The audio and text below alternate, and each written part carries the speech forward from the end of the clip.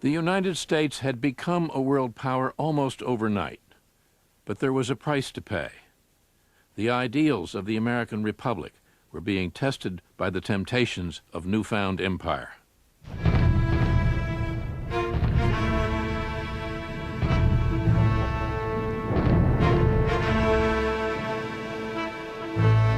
In 1898, America had gone to war with Spain and defeated the 400-year-old Spanish Empire in just 113 days. All at once, America won control of Spanish colonies on both sides of the globe, including the Philippines, a chain of more than 7,000 islands, gateway to the markets of China. But the Filipinos wanted their own independent country. Some argued that President McKinley should give it to them. Others, that he should annex the Philippines.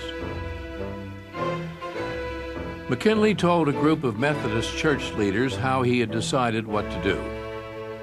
"I walked the floor of the White House night after night until midnight," McKinley said. "And I'm not ashamed to say that I went down on my knees and prayed to Almighty God for light and guidance. And one night it came to me that there was nothing left to do but take the Philippines and educate the Filipinos and uplift and civilize them. And then I went to bed and went to sleep and slept soundly." Most historians do not believe that story. It's pretty clear that McKinley had thought about the Philippines long before the War of 1898, and he had decided that he needed the Philippines as a base from which the United States could make sure that Asian markets were open to American products. And China is the logical place to look for these new markets. The Chinese have 500 million potential customers, and they need everything that Americans produce. Manila essentially became the pivot of the American empire in the Western Pacific, and without Manila, McKinley would never have been able to compete for this great China market.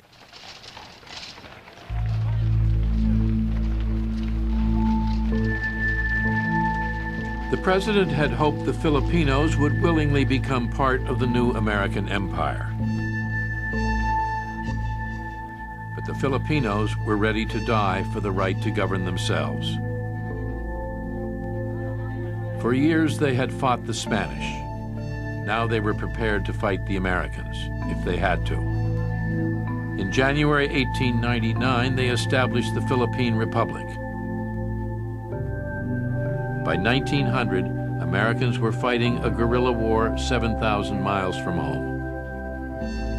For the United States to maintain this empire, what the United States had to do was to use force and to project that force across thousands and thousands of miles.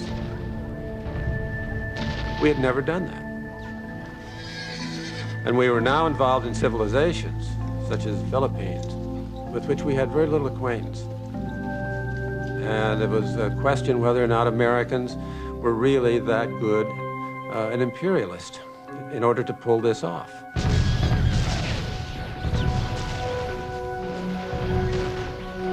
This was an extremely brutal war that the United States and the Filipinos fought. Americans looked down on the Filipinos as people who were uncivilized. The term gook originated in the Philippine insurrection. We looked at this as essentially a superior power fighting an inferior people who deserved their inferiority because they had not been able to organize their society, they had not been able to uplift themselves, as McKinley liked to say. The United States was willing to use very brutal force in order to bring the Filipinos around.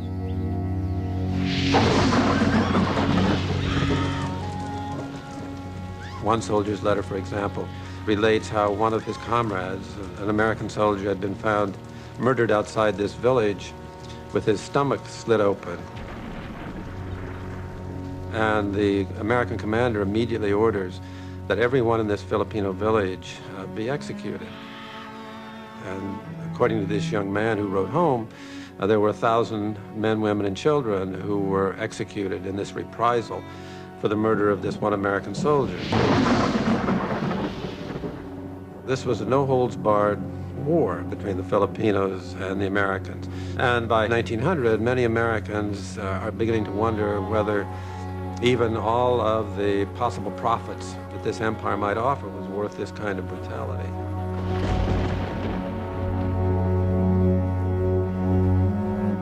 As more and more American boys lost their lives, anti-war sentiment was growing.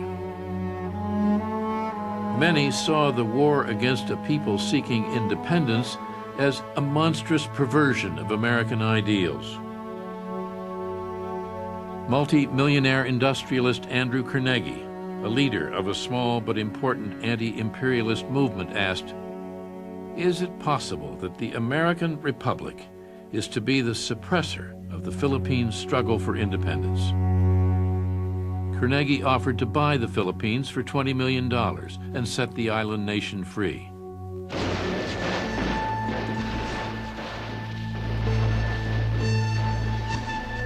All through the winter of 1900, Americans read of devastation and horror half a globe away. Time and again, they were assured that the war was all but over. But native spies reported that thousands of Philippine insurgents were plotting to rise up against American forces in Manila, that a stash of bombs and munitions were hidden in a house in the center of that city, that rebels were massing in the provinces. McKinley had been told by his generals that they could subdue their barefoot opponents with 20,000 men. Then the generals asked the president for 20,000 more. But 40,000 soldiers were not enough. By 1900, 60,000 American troops were on the ground in the Philippines. And the War Department was calling for another 2 divisions.